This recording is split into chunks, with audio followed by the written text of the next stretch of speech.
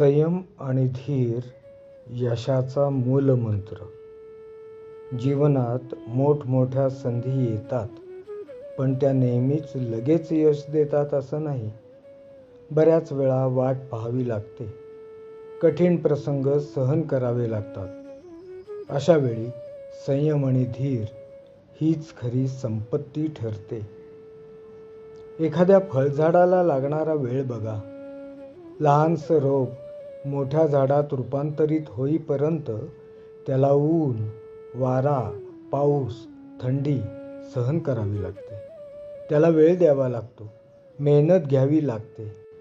मगच ते मधुर फळे देते. तसेच आपल्या जीवनातील उद्दिष्टांबाबतही असते. पटकन यश मिळाले तर त्याची किंमत नसते, पण धीराने आणि संयमाने मिळविलेले यश खऱ्या अर्थानं समाधान देते. संयमाने विचार करणारी व्यक्ती नेहमीच योग्य निर्णय घेते. ती परिस्थितीवर नियंत्रण ठेवते. घाई गडबडीत आणि विचार न करता घेतलेले निर्णय बऱ्याचदा चुकतात. पण संयमाने वाट पाहणाऱ्याला योग्य संधी मिळतेच. म्हणूनच कोणत्याही कठीण परिस्थितीत घाई करू नका. स्वतःवर आणि आपल्या प्रयत्नांवर विश्वास ठेवा. संयम आणि धीर अंगी बाळगा.